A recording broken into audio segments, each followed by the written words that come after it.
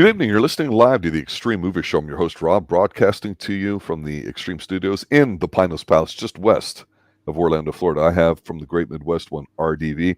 Tonight, ladies and gentlemen, we're going back in time, not to 1955, but we're going to go back to 1930 and talk about a movie that is probably a bit more significant than you might think, especially if you're not familiar with it. It's called The Adventures of Robin Hood, starring Errol Flynn and a bunch of other names that if you're into what they call classic old Hollywood, you would know them, such as Basil, Rathbone, Claude, Raine, and of course, Olivia Havilland and RDV. Yep. Before you get going on your initial take here and tell me if it's your first watch and what your initial impressions are, I know that we go through our phases of movies to watch, and we decided to put this on a poll that this movie won. And I rewatched, after not having watched this movie a long time, Errol Flynn. I'm struck by, when did I first hear of Errol Flynn? Well, as a boy growing up in the 70s and as a teenager in the 80s, I remember my father saying, when I would ask him, hey, did you know about Errol Flynn? He would look at me and go, well, he was a man's man. And despite his sordid history, I just go, he was just a typical man. He loved partying, drinking, drugs, women, you name it. But there's something about Errol Flynn when you see him, and I'm saying this is a happily heterosexual individual.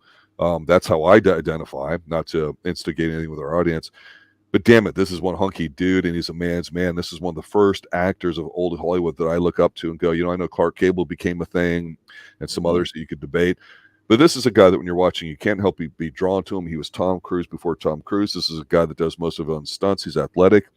He is just a guy that you go, I want to be like him. As a kid, I think there's a part of you as an adult that goes, oh, this is, some story that as a kid you might outgrow when you get older. And I watched it again this morning. I go, damn, what a great looking film. This is the boilerplate template for fighting. It's anything for Indiana Jones, serials, movies, and comics back in the Pulp Fiction times and all that. This is just an absolutely great, iconic kind of film in a lot of ways. But before you start with your initial take and we start diving into it, I don't often do this here on Extreme Movie Show, but I'm going to pop myself a little bit. And I'm going to say, you know what? I think if you've watched this movie, RDV, you would recognize it because I have the Errol Flynn impersonation of all time. May I do that for you, please? Is it this one? It's not that, but it's this. Okay. If everybody closes their eyes and listens and you've watched this movie or you've seen any movie that has stolen this, you'll know exactly where it comes from, and it comes from this movie, and it's this. Here you go. There you go, ladies and gentlemen. That's it. Because this is a movie that starts off getting your team. It starts off fighting against the man. It's got great athletic stuff in it, great set scenes and all that. If you haven't seen Adventures of Robin Hood, you owe it to yourself, in my opinion, to see it. This is the template for any action movie coming forward. What's your initial take, RDV? I know I'm giving this high praise, but I believe it deserves it. Well, first impression of this is just a first watch for me. I've heard of Errol Flynn. I've heard of this movie before. Just never watched it. Never really paid attention who else was in it too as well. My first experience with Robin Hood was the Disney, Robin Hood animated with all. So going into this, because we've watched, things come out since Prince of Thieves. I've also watched Robin Hood, a 2006 TV series from BBC. Yes. So, and then I guess not Kurt Russell, but Russell Crowe did one, which I did not watch. So, yeah. So I mean, I've seen different several different versions of this, So and going back and watching this, this was the color. The print I got was of a 2B, which was in color.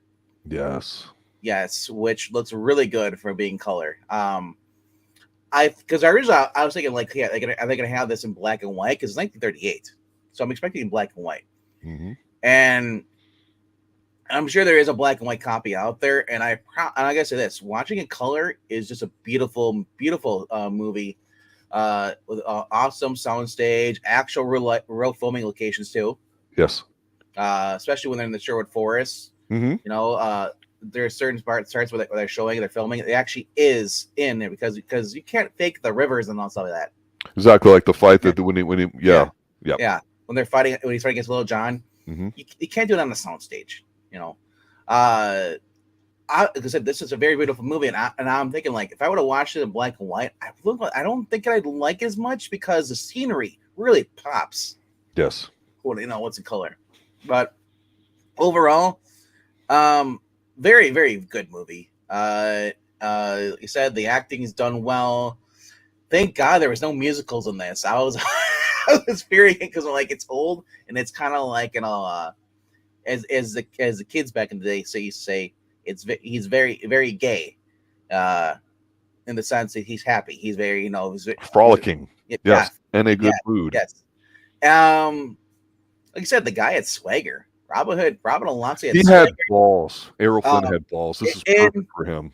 It was great to see that even a sheriff of Nottingham, or even Guy Gibson, he was kind of a worm,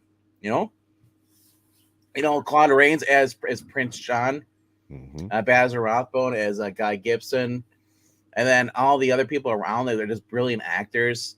Even Friar Tuck, and I know he's not watching, but whenever I see Friar Tuck now, I think of Eric Breen. Yeah, I saw your music video celebrating the geniusness of Eric Breen. I have to comment on just how great the production values were. I think with Robin Hood, one of the things that when we watch an older film, especially here on the Extreme Movie Show, we do a bunch of different ones. We don't necessarily just dive into one, although we, of course, have a soft spot for Humphrey Bogart. Who wouldn't? I think when somebody's really, really good, no matter what the movie is or the style, you have a tendency to want to watch them, even if their range isn't always good. And so people have argued that about Charlton Heston. They've argued that about Clint Eastwood. A lot of different people about whether they're overrated or not. I think with Errol Flynn, the thing is you get who he is on stage. I don't expect him to go against type and wear glasses and be a dweeb, because he can't pull that off. No, he's an alpha male in this. He comes out for that. And I kept thinking who he looked like, today's actors. If those who watch Smallville or see, This Is Us, Justin Hartley, he's got the new show on CBS called he's like a Tracker, I think it's called. It's called Tracker. Yep. Yeah. Yep. Errol Flynn looks just kind of like him, or I should say, he looks kind of like Errol Flynn. Errol Flynn has got that, even though he's got the really weird looking, like kind of like silly haircut, he's got that face, he's got that charm, he's got that swagger. He could pull any woman he wants to. But yes, he could, and yes, he did. Yes, and going. I want to talk about Errol Flynn, but there's also, like I said, Claude Rains, who we just reviewed The Invisible Man about 2 weeks ago, and seeing him as Prince John, that guy has acting range. Oh my gosh, incredible range. Seeing him as we didn't see him as Invisible Man, but we heard him as Invisible Man itself was really great. So him being the sniveling Prince John, was awesome. It's just, yeah. So, Rathbone was an actual legitimate, I think, war guy for Britain. So back in those days, I think in the British Army you learned how to shoot, but you also learned how to use a sword. And so this is one of the movies that just really popularized it, and it definitely comes across because even though Basil's kind of wispy looking and tall and thin or whatever, he's legitimate with it, so it makes for a good fight. And everything we see from all the different Zorro interpretations over the years, even the newer ones, there's a fantastic one from the early 70s that has Ricardo Montalban in it, and Franklin Jella in it too. All these things come from this movie. You giant set pieces to have action things, the swinging from chandeliers, the climbing. There's a scene in here where, well, let me give the setup for the movie and we'll dive in. The whole basic idea here is that in the forest, you've got a guy that's been kidnapped, lost, whatever, and his second in command, the Claude Rains guy, is basically saying, you know what? Supposedly there's a ransom for this dude, so I'm just going to squeeze the money out of everybody that's underneath me, and I'll starve him and this and that. And the whole setup here is that Errol Flynn, who's a Maid Man in there, he's basically like, screw you guys, don't let you do that. He stands up for the people that work around him, so they have a tendency to rally behind him. So he literally takes the deer that there's a fight over before and says, I'm the man. He dumps it on there. That's where he meets the lady, and that's where he tells the dudes, okay, we're not doing any of this crap until the king comes back or whatever. But the way he does it, he's doing it not in a like instigating manner like you might see in today's world. He's doing it as a matter of fact, just so you know who I am. But he's doing it in such a way, and this is a great little action sequence here. It's almost James Bond-like, where he's sitting in this chair, he's looking around, and he sees where the guys are pissed off. They're not going to let him leave. They're closing all the doors, so he's plotting his escape. And then a guy goes to throw the thing at him that sticks through the chair, and he leans back on it and all that, and then boom, it's on. And one scene in here, RDV, I was just going to bring this up. I don't know if they sped this up or not, or if it's some sort of camera tricks. or if it's just him, because we always say, you and I specifically, we love it Mhm. when people do their own stunts or just stunt working away, no CGI. And you see him climbing up, moving up something really quick. And I'm like, that guy's was a legitimate, like maybe 6'1", 180. Are you talking about? He's great. Are you talking about the scene where he's climbing outside the castle? Where he's climbing up there and he's firing off arrows and all. Yeah. That's the first time we really see him use it, and Yeah. he's breaking out of it. Yeah, there's so many more after this, but that one sets the tone early. It gives you that big action set piece. What's really great about this is that when we're in the Sherwood, forest, when they all climb up the trees, they all grabbing these ropes, these vines they made and stuff that they're gonna, later they're gonna swing from and jump down, because the whole point is basically they're gonna surround Guy Gisbourne and Lady Marian, who was also with them, because they're basically the king's men and stuff, are basically going along collecting all the gold from all the poor farmers and all the Saxons. And as they're going through the forest, they're going to surround them, and you see them, they're jumping down, landing on guys. You guys are jumping like about a good 10, 15 feet off the air. Yep. It's like WWF, you guys, that's not ladder match. Yeah. So steel cage matches, these guys are like naturals in it. But yeah, I like this. There's tons of scenes, and they're all, it's just, there's a tons of extra guys in here, because like there's a main group, but then he's like, instead of having like 6 or 7 Marian men, he's got about 30.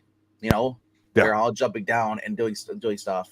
But I want to talk about, because I was trying to figure out what I remember. Basil Rathbone was in something that we watched reviewed here. It was the Magic Sword. That's what I remember from. But yes. you know him as Sherlock Holmes, but correct. I never watched those movies, so I had no idea he was Sherlock Holmes. So like I said, it was interesting to see him as a sniveling kind of twerp, as Guy Gisbourne, versus being in the Magic Sword, where he was more elegant, more but yeah. So yeah, like I said, that's really great about this is I was watching this, and then I paused to look at the IMDb, looking at Errol Flynn, because I want to see what else is he known for, because this is like his most famous movie that everyone talks about when they talk about Errol Flynn. Okay, it's Robin Hood. Oh, Captain Blood. Captain Blood, yeah. Things. Yeah. Don Juan was the other one. And I was like, really? The Joseph Gordon-Levitt crap was a remake of an Errol Flynn him, movie? or was that Valentino? Don Juan was. I'd have to look that up. Yeah, I'm not sure off the top of my head. Yeah, but yeah, there's a lot of remakes of this older stuff. Absolutely. Yeah. So, like I said, Robin Hood is a favorite of mine. It's like I love Robin Hood. The story, the guy basically steals from the rich, gives to the poor, and gets the girl, and thwarts the bad guy. He makes him look like a dweeb. This was great. I mean, probably, like I said, my most favorite version of was always like Men in Tights, Robin Hood Men in Tights, because I kind of because the reason I bring it up, because what's his name? I always get confused with his name. Is Carrie Hughes, or Always, whatever you want to call it. Mm-hmm. He basically has the natural charisma, just like Errol Flynn.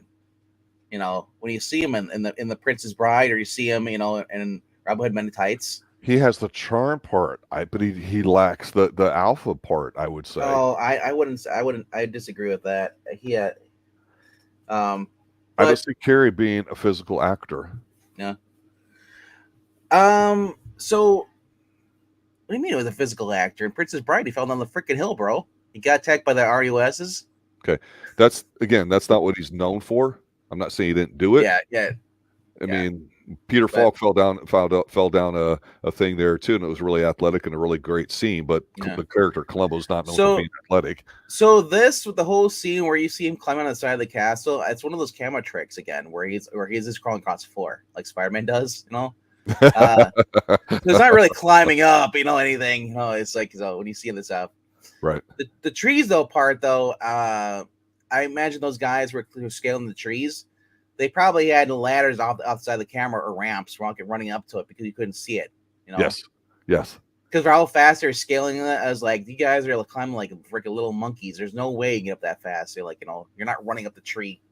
And but the sound stage was really great on this. There was some music, and the music I recognize, because if you also watch the 2006 Jonas Armstrong, Robin Hood miniseries on BBC One, you had Lucy Griffiths basically being the Maid Marian, and then you had Richard Armstrong as Guy Gibson.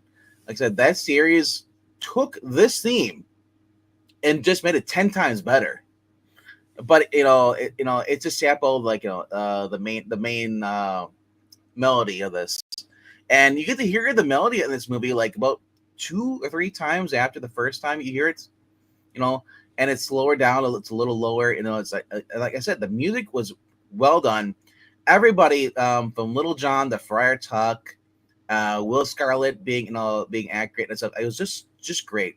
And like I said, this guy is so much riz, even though he's like in the Errol Flynn. He's in the weird looking little tights and stuff, the hat and stuff. The guy he had natural charisma, and if he really wanted to, he could have got any girl he wanted on that set. But ironically though, him and Olivia de Havilland, were never a couple, but they were always starring opposite from each other in several movies after this. But none of them really captured Robin Hood. Robin Hood was like one of his highest rated IMDb films that he had. Yeah. And like I said, just watching him in this and then reading about his life. The dude died and he was 50 years old. He had a heart attack. Yep. But what he said on his deathbed, he said like, it's like I lived a really good life, he had no regrets.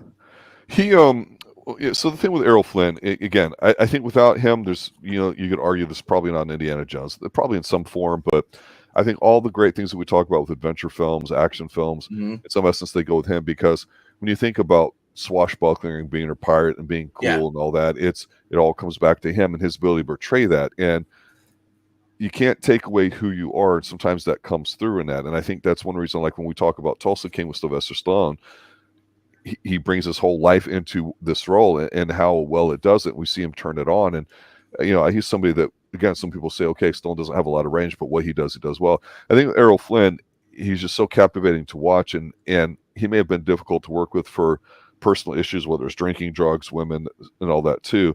The point is when he was on that screen, that's what you paid the money for, because you wanted to see that. And I think much in a way of celebrity back then, he nothing's different back then than it is today. People going out with underage people. Back then, people still had to experience the casting couch, even as a man. Clark Gable and even Errol Flynn, there's questions about whether they played for the other team just to get popular. That's not necessarily pertinent what we're talking about so much as that it's nothing new. But he's one of the first guys that made you go, oh my goodness, this guy's cool. It's like he was an icon, an action icon, right? So, you want to be him.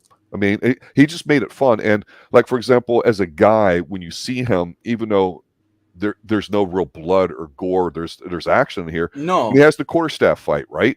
Okay, he falls into the river and it's like 2 feet deep, if that, or whatever. And the guy kind of gets the best of him, or it's a draw.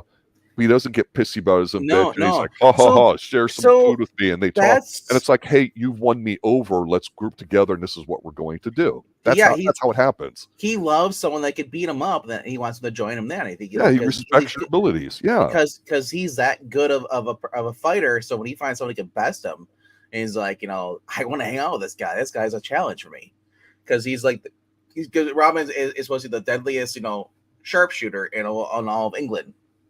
And that scene where they're in the water, or, where they're fighting, and Robin Hood gets knocked in the water, in the Kevin Costner, he grabs a staff and pulls him into the water. Where this one, he doesn't. He just gets up and he shrugs it off. Mm-hmm. So there's some noticeable changes. And the more I watched this movie last night, I realized that the Kevin Costner movie is not as good as this. This to me, this is the best Robin Hood of all of them. This is the best. First, I just think it's the best because of Errol Flynn. And I was surprised there wasn't any changes, because my first exposure to Robin Hood was the Disney animated one, which is exactly scene for scene in this. Right. So like I said, props to the Disney for actually not toking it up and changing anything on it, for the cartoon. But like I said, when he kills the guys, they come over, like, and Robin Hood murders five guys, and they're like, he killed 5 guys. Well, they were all bad guys, And then like even the Prince John's like, can anybody kill him? We're all incompetent. Even and they're all just they're incompetent. Every single one of loyal guys that they're serving Prince John are just as sniveling as a coward as he is. Not once does Prince John lift up a weapon at all. Claude Rains as Prince John was just fun. Mm-hmm. And then you have when King Richard shows up at the end, they're all pretending to be, they're all in disguise because, well, I'm sure he knew his brother, couldn't trust him. Asymmetric warfare, sir. Yeah. Well, they had said he did not leave Prince John in charge. He left his other guy in charge because he didn't trust his brother. Isn't the first time where I've come across where a brother has tried to murder his only other brother. I watched the Three Musketeers, the French one they just did last year, second part. Same plot. It's just fun. Overall, like I said, like the scene where they have the archery contest, and I'm comparing because I'm like, hey, which one are they gonna go with? How are they gonna do this? Is it gonna be like is it a blind? Oh, this is like that scene with Gladiator. No, this is a long time before Gladiator. Yeah, I'm thinking like, is he gonna do it because in the cartoons, the version of Disney, he's a fox. He has the glasses and he pretends to be a blind beggar. And he sneaks in, and then he goes joins the archery contest. Like here, like Errol Flynn's version, he's like, he's gonna enter. He's gonna win. He doesn't give a shit. He just wants to be. Because he's that. He knows it's a trap. Goes into it anyway. And you get to see him like they shoot the arrows, and then you see that he splits the arrow. Mm-hmm. Like I was gonna say this though, in the Kevin Costner film, they actually follow the arrow. They use their camera technique to follow the arrow, or I guess CG, whatever you want to call it. How they did, and he splits it. This really shows at the end. It shows the target, and they see the arrow goes, and it splits like that. So there is some subtle differences, Kevin Costner one isn't too bad, I did like, Morgan Freeman's character being in there, and then I also like when it comes to like, Robin Hood Men in Tights, you got Dave Chappelle's version.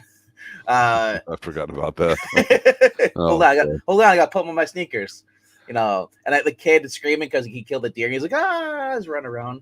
One of the things that I want to mention about this film, because it starts to become an issue with films and the way that the Hollywood culture is turning into, is that we'd mentioned before on some of the Universal Halloween classic horror movies that there was a code, I think, that came after, I think it's Frankenstein or whatever, that, you can only show so much leg, that sort of thing. Mm-hmm. The other thing that was starting to become prevalent too, because we're on the outskirts of World War II, some people in Hollywood and not in other aspects of our culture at the time were thought to be communist, because communism was something that was taking over in different parts of the world, and is still an issue today, depending on how you feel about it. And where that's pertinent is because some people don't think about Errol in the best light when it came to his personal life, or if he was representing, Germans or whatnot. Mm-hmm. A lot of people, for some reason, and I noticed this goes into themes of stuff. Zorro's a different culture, but it has a similar kind of story, although I'm not quite familiar with the De La Vegas in background. But there's the idea of stealing from the rich and giving to the poor, the redistribution of wealth. Well, the whole thing here is the rich, that it's implied when these tales were first being told and people would write stories about them, is about the excess of taxation of government, and that you're going up against an evil, corrupt government. It's not that somebody individually is wealthy and Robin Hood's on the side of the poor. He's helping out the people in the way that he can. So whether you call him a patriot or not by today's terms, or whatever terms you want to use, that gets lost on a lot of people. For some reason, they want to reinterpret that over the years. I don't know how much of that's an issue in this movie, but I definitely know that people have talked about it, whether it's the Costner one or this or that or whatever. It's like, you're missing the point of this movie. It's about a guy that's in charge. They're being taxed too much. They want their independence. He shows people how to do it. It's classic roles of somebody. When we say an alpha, we don't mean as a giga chad, but he's the guy that people want to rally around with, because he's willing to put himself out there for the betterment of other people, and he's honest about it. And when he walks in there, let's be honest, when he walks in early on, right before the big fight, he's carrying the deer that he took the hit for, literally, for the guy that they were going to execute. He walks in with it, throws it on there, and I'm like, he's so smooth politically too. He's not just a meathead. This guy's really good, this character. Yeah, so the guy Much is a guy in the forest. He's the one that killed the deer while Will and Robin were riding through. So then Guy Gisbourne was basically and his men were gonna kill this guy, and he says, no, this guy is my servant, Okay, he was killing it, killing for me, and he just kind of like I love it because, like, as you see start off that Guy Gisborne's character, Claude Rains, or not Claude Rains, but sorry, Basil Rathbone is going to be much of a pushover because No, he's not. no, he He's wasn't. a bit heavy. In that very first scene, Robin got the best of him and quickly pulled the arrow, and you saw how fast he ran away. It was, like I said, from the very beginning, he was not a heavy at all. He was only a heavy when they had a sword fight. But without from a long distance, Robin has the upper hand. So anyway, yeah, he brings a deer in, and I look, they're because Prince John's gonna take over and he's like, he points himself because he wants to be king. So they're having this big old feast. Everyone's there. Maid Marian's there. She's just arrived from London, and he's like, it's like my guy over here, Guy Gisborne. He's madly in love with you. And he's like, you guys should wed. And she's like, and she's kind of like, I'm not that into him. Let me get to know him first. Then Rama shows up and he's got the deer on his over his shoulder, and he's the man. As soon as they open the door, he's knocking guys out left and right, guards. So he's already saying, "Hey, I'm the alpha male. I'm here." It's like, "Don't worry, baby. I'm here to save you." And he throws the deer on the table, and he starts talking back to Prince John, which everyone's like, all the other guys, including Gisborne, doesn't say shit. Just keeps his mouth shut the whole entire time.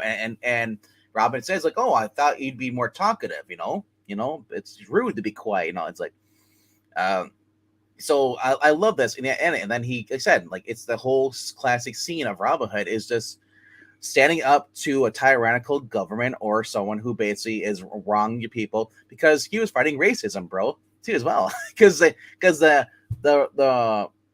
what are they called? The Normans, or what are they called? The Normans and Saxons. Yeah. The Saxons were looked down as being a lower class. So I said this whole movie is just fun. It's certain scenes like this where like I said, we go to the archery contest and how he gets away from the same thing too, and or when he go, or he's about to get hanged. The guy comes in and they shoot the guards, because the other times I've seen them where they actually shoot the rope that he's hanging, they'll drop him down, but they didn't do that. Instead, they just shot the guards, and Robin. Did you see this? And I don't know. I don't think it's him, but who knows? He runs and he jumps onto the horse while arm tied back, and then rides away on it. Yeah, I think that's a double for him. I think that's one of the few scenes they got doubled for, and I just got to work on films. But it's a great action scene. It is. And he rides away, and then like and something how he gets out of there. It's like you said, he just basically ends up grabbing his sword eventually, and he cuts after his men get through the actual bridge, drawbridge gate, at the front of the castle. He cuts the rope, and then he grabs onto the rope, and he jumps, he climbs over it, and then he throws the rope over, drops down about good for another 15 feet again, lands on his feet. I'm like, your angles are broken. Every time I see that, and then like I said, even every time he gets away, he's always outsmarting the guys. When the first time in the castle, after he dropped the deer off and they were gonna try and kill him, he ran out the door and he told and he went to the guards who are at the front door. He's like, "There's a traitor in there." You go, "Quick, we gotta hold him in," and they close the door behind him, and he gets on his horse and then he rides away with Will. Like I said, I just love the cunningness of his character. You can't help but just cheer for him. Like I said, you talk about movies, you want someone to cheer. Who are you supposed to cheer for? Clearly, Robin Hood is someone you always want to cheer for in this movie. Maid Marian's character, Olivia, wonderful acting. I did not know what to expect from her. And then she always wears, like I said, she always wears the headgear in the formal stuff. So you don't really get to see much of it. You only get to see her face. It's not until later in the castle where he climbs up. He said we were talking about him earlier, where Robin climbs in and he's like, and he overhears her talking to the older lady, the one who ran the inn, and the Invisible Man. She was also just saw on the Bride of Frankenstein. Her name's like Una or something like that. And she's a wonderful character in this too as well. We talk about when we watch Rear Window. There's that lady who takes care of him. What's his name? Grace Kelly? Not Grace Kelly. No. Oh, the other one. The other lady. I can't remember, is it Ruth something? It's like I can't remember what her name is. Anyway, But as I said, like these side characters really just pop out. They're not just nobodies. They actually are like well acting all around. Because I'm going in here, I don't know half of these people. I may recognize Claude Rains and Basil Rathbone, and then and then said that other lady Una or whatever it is, and then there's not many I recognize. So in the older movie like this, going into it, so and then as I said, their performances just pop. I said the Merry Men, obviously they have a bunch of extras come in, fill in, but what I said, what really stood out to me in this movie is the meat. They actually are eating meat. They're actually eating real food. And it's not just a prop, a wax, turkey leg. Yeah. Mutton's actual real mutton. The wine and everything. It was like I said, I was actually kind of refreshing to see back in the day because they could easily just use props, So, like I said, it was a very fun movie. They even make a reference to his bow and arrow. He's it's a goose one, gray goose one, I guess. So I said this is very fun. But when Maid Marian actually get the Olivia, she has her little bonnet off. You see her head down and pigtail braids. Cute. She's very, very, very attractive. Yep. Girl next door, and overall, like I said, this is a very, very good movie. For those who are comic book fans, if you've ever read, what's his name now? I can't think of his name. Very popular artist. Marania likes him. Green Arrow. Mike Grell. The Mike Grell version of Green Arrow that came out in the 70s, or 80s, I think it was. Very, very fun, and he has Robin, and he has that Robin Hood. Green Arrow is dressed as just like this Robin Hood, and it's just fun. So obviously this movie influenced a whole lot of other projects, since 1938. Well, one of the things too about the films with the fight scenes, specifically in the castles with the fighting, and I made a comment in chat there about the types of fighting. So I've spent many years fencing on the side as a hobby. I know some people in theater and all that. So there's a Shakespearean element to fighting that's for certain plays and everything too, and so you can get a basic ability to do that. But you have a foil fencing, which is a thin light one where you get touches. That's the touche thing. You get your saber ones, which we see more like in the Sinbad movies and those kinds of things. Then you have your epee, which is like a cross between the two. And sword fighting is exhausting. You're holding a weight of something, with an arm extended as you advance and all that too. So it's not for the lighthearted. But to me, when I look at this movie and I see what they're doing, regardless of how good or how bad it is, Basil Rathbone, we'd mentioned at the beginning, is a legitimate guy. Errol's so athletic, moving around. I wonder how, with film being relatively new compared to now, we've had almost 100 years of practice at it. Now we have CGI and everything. It's interesting, these big budget spectacles out there. How do you film it? How do you convey a sense of scope and everything? And the first scene, I say they have to nail it with him climbing and running up, firing arrows out of him really, really fast. But then when he's fighting, you look at the people fighting in the background, that all has to be choreographed, rehearsed. And that's not something that necessarily goes on today. And you and I always talk about the one-on-one fights in a lot of movies, or the big ones where there's a lot of quick cutting in here.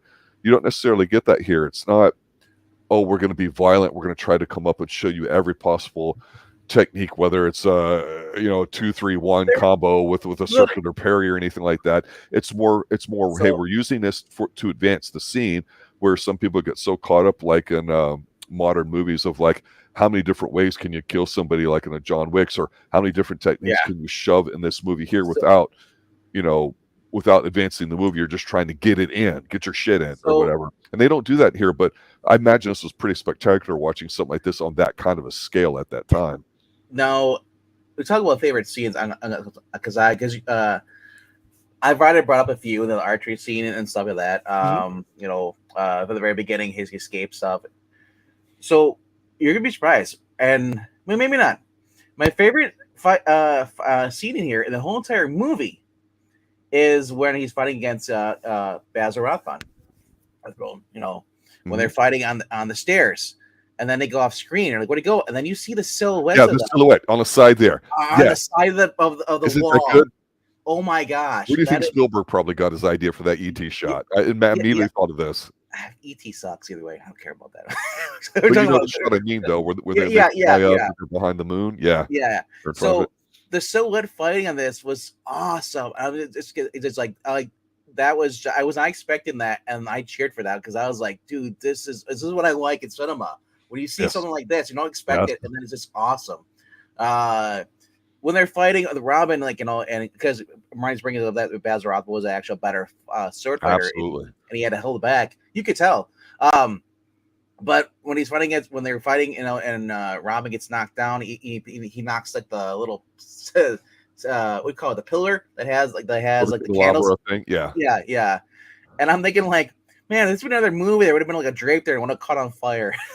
I know, right? You don't need that as a distraction. Focus on the battle. That's what it's about. But Robin's on the ground, he's poking through the thing, and he's rolling back and forth, and he's using that, and he pushes off.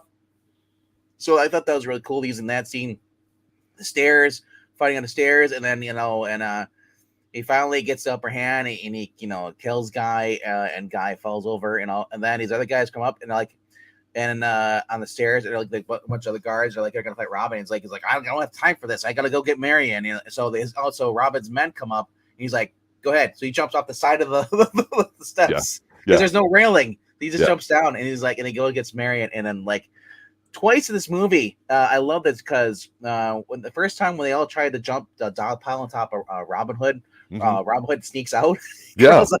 Right. He does it twice. The first time. And then this it said like as when he drops the deer off and they're about to kill himself there. The second time is when he basically is about to be married. He's talking to Richard. He's like, he's like, and this is what I great about this. Like any other person, that's how they really emphasize that he's a very just person. He's like, and then like a king to you for helping. He's like, pardon all my men. And because normally I would have been like, he's like, and Richard's like, well, there's nothing you really don't want for yourself. And he's like, and then who's like, eyeballing the woman? Yeah. So they reinforce that, and then he's like, okay, he makes him a lord, basically a baron, a nobleman, high status. He basically has control of all the lands right here and stuff. Help, basically makes him a mayor. Well, he gives him back what he had to begin with. Yeah. That's why he was an outlaw. Yeah, so I know. That's the thing too. He gave up his lord status. He could have been a rich guy and just sat there and not gone to Vietnam. We call the equivalent would be like today. Instead, he went and he fought with people. So I love this. So at the end, I said like him. They both congratulate him and Marian, and they both do what he did at the beginning. They crawl down and they crawl out, and then they leave. It's like, like I said, very, very fun movie. Obviously, there's I talked about the British TV series. If you ever watched that, 2006, it went for like 3 seasons. Didn't have as good as ending as happy ending as this. It was more of a bittersweet ending, but it was still good though. For the show, so it went for 3 series, whatever. I guess that's like what, maybe have to get the syndication. 36 episodes because they usually only do like 6 episodes per season over there. Very fun. And just overall, I said this is a very fun movie. If you've never watched it, you need to go check it out on Tubi while it's on there. It's on Tubi TV for free. And because I'm gonna have to look for this because now I know it's a Warner Brothers movie. Yes, I'm pretty sure that's probably on their 75th anniversary collection somewhere. I'll have to look see if I can get it on Blu-ray because this is a very fun movie. I think a couple things, just topically speaking here, we've talked about a lot of movies over the years here on the Extreme Movie Show, and it's always fun when we talk about some older ones and trends and stuff. I think one of the things that came to my mind watching this film was I go, well, what kind of current movie of the past generation or two does this remind me of? And I thought of Rocky, and I thought, why? Well, Rocky was a movie that even though a lot of people liked it, and some people would argue Rocky 2 was a phenomenal sequel, which I do agree with. Thing is that some people said, well, Stallone can't act. He insisted on being in it. He should have had a real actor do it and all that. But there's a sense of believability to him. So in a way, this Robin Hood tale is really the uprising of the people against government. That's what we would call populism, right? And so there's an inherent sense of that in Rocky that people respond to, that even today when they go back and watch it, you feel it. And I think you get a sense of that in here. And it's probably a bit more juvenile in the sense that it was filmed, in around the year 1100, 1200, all that Middle Ages times or whatever, in a background that we don't necessarily care about. It's not the mean streets of Philadelphia that we see Rocky Balboa in, so it's not current in our minds. But it's that same human kind of thing of doing the right thing. People will respond to you, be true to who you are, and that's it. And if you're a sniveling little coward, even if you got some stroke and you feel entitled like the two guys in here, this movie does something smart with Basil and the other guys. Not only are they good actors, they play the roles well, because you go, well, they're not intimidating, but you know what? They're good enough in their actors with their delivery and everything, where they basically early on are like, well, we're not going to argue and fight. You're wrong. We're going to kill you right here and now. There's no screwing around. There's no whatever. And then the other problem is in the 70s, while things were intense in movies and we had different things, you and I have even talked about this with 80s movies, there's a sense of patriotism and fun in a lot of 80s movies, whether you believe that or not, as part of the culture. But then something happened with what people thought would be heroes. Other than somebody like Jean-Claude Van Damme, that's just a good-looking guy that just has this generally kind of like good guy vibe about him, most action people and stuff in the 90s got kind of like mopey. And then we got into mopey vampires and mopey this and mopey lazy guys that were like that. We stopped having, generally speaking, competent role models from the male perspective in any sort of field, generally. Now, again, those are trends. There's a legitimate discussion we haven't had yet about how much money the government put into 90s films for like all the Jack Ryan movies and everything to make government agents look good in the FBI and all that stuff. We've talked about that briefly with Harrison Ford and Fugitive, a great movie that is. Well, here again, nobody likes government. Government always sucks. They always take from you. They never give. So what are you going to do? We're going to take it back. And I just think that story, whether it's Zorro in that form or Robin Hood here or Three Musketeers you mentioned, it's something that we all kind of just, gravitate towards. It's simple. Don't have to complicate it with anything. But God damn it, you need somebody like Errol Flynn or, that you can't take your eyes off of. Because, again, when I think of actors, there's actors and then there's stars. To me, Errol Flynn, I don't care if he's 50 years old and died, he is a star. Take my money, Errol Flynn. I would watch this if it ever came out in the local theater. That's how much I enjoyed Errol Flynn movies, much as I could say about Humphrey Bogart and a few others. Right. Yeah, because we talk about actors doing their own stunts, like Tom Cruise and stuff like that. Like, all brings about that. It's nothing. I mean, it's something really new. Back in the golden age, a lot of them did their own stunts. Yeah. But like I said, that impressive scene jumping off onto the horse, that clearly was a double, but still, it's like, how does he steer the horse where the goal? Like, they had to have like an invisible line or something. Or he had his, with those legs, you can like turn him. I don't know horse riding at all, so yeah, something like that. Because I was like, how is he making the horse turn without holding onto the reins or mare and turning itself? I guess it's the way you lean it, and then the horse leans.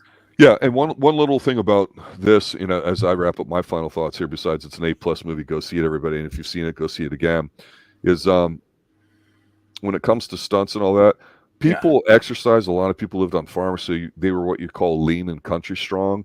Weightlifting didn't really exist kind of the way it does today. There's a little bit of it, not a lot. And so when you watch him, you go, man, he's not that big of a dude, but he's like, people had him as 6'2", 6'3". I think he's probably 6'1", maybe 180, 185. But he looks the part. The way he moves is very graceful. He's got that aspect we've talked about with Sean Connery's James Bond. There's something just naturally athletic about him. So when you have Buster Keaton doing all these real weird, crazy stunts, and it's kind of new, but not believable, and yet you see somebody just jump onto a horse, you're like, holy shit. A lot of people might be like, could I do that or not, or what? I mean, Errol has that additional thing to him besides the charm. He's got the physicality with it that really comes across, and this movie's just a great vehicle for him. It's really entertaining. It really is a lot of fun. Like I said, if Green Arrow would have been around, if DC Comics would have been down there, he would have been like a perfect choice for Green Arrow back in the day. Last question for you as we wrap it up. Is this the best of all the Robin Hoods and all the reincarnations over the decades to you? Best, I'd say probably a best live action movie so far. And I haven't watched the Russell Crowe one, but it didn't look like Robin Hood to me. That's why I avoided it. It looked like some guy. But it's Russell Crowe. I'll see anything with Russell Crowe in it. Yeah, I saw proof. I know. Sucks. I know. No, so yeah, this is one of my favorite serious more tales and all. Like I'd watch this over any Disney one, but the only thing that Disney had going for them was the fact that it was an animated cartoon, you know, Mm-hmm. And it's kid friendly. He said this is great. Like I said, this is for all ages. This movie, and like I said, it's I like it because it actually has a happy ending. The only one that dies is the bad guy. And what's really great it was really interesting about this is that King Richard's like, yeah, I'm banishing John. I'm like, I'm gonna real life. Yeah, we're killing you. I know, right? But he's like, and you're banished from England, and and I said I go back to Robin Hood mentality. From now on, the trains will be known as John. No, like there's certain things I like from Mel Brooks' comedy, but yeah, this is my favorite live action one because I kept thinking like, who was Will Scott in the other one? It was in the Costner. It was Christian Slater. And I think his character dies in that movie. So anyway, very fun movie. Like I said, it's available on Tubi right now. Do yourself a service and go over there and actually go watch it. It's an hour and 40 minutes long. It's in color. It's shot well. This does the movie where it shows the clips and then it fades to black and then shows you like the old scroll, tells you the story. You know, they incorporate that in there too. So it's kind of cool. Yeah, it's just so awesome. Yeah, tremendous film. It's to me, it's the gold standard of action films. It really is. I put that on my immediate short list. People can talk about newer ones and everything else there too, but I think when you go, well, which ones can you base everything from? You go right back to here. Errol Flynn, everything. And I kept thinking, like, I want more Robin Hood. I want a sequel. You know, like that would have been, like I said, like his version of Robin Hood was so great. Like I almost wanted, like, Richard, stay away. Let's do a part 2. You know, like it's just such a fun movie. Errol Flynn, I guess I'm just looking at this now. I guess I knew he was a dog guy, but apparently something happened with his dog, and I guess it fell off the boat or something, and it washed on shore. Somebody said, well, you sure? He said something implied like he wasn't a good dog owner and like beat the shit out of the press guy. It just shows that nobody likes the press either. Thank you, Errol Flynn. Rest in peace. All right, guys, there you have it. The Adventures of Robin Hood, Errol Flynn. Again, if you're young and you've never seen anything about it, you want to see what action movies are, not much of a difference between what was going on almost 100 years ago and what's on TV now, except for a bunch of inflated budgets and CGI shots versus this. You tell me what's better. I tell you, Robin Hood stands the test of time. It's an incredible film. For RDV, everybody involved here at the Extreme Movie Show, thanks for watching. Listen, have a good night. Tuesday night, what do we got going on? Do we have something planned, already defined yet? We have Tulsa King.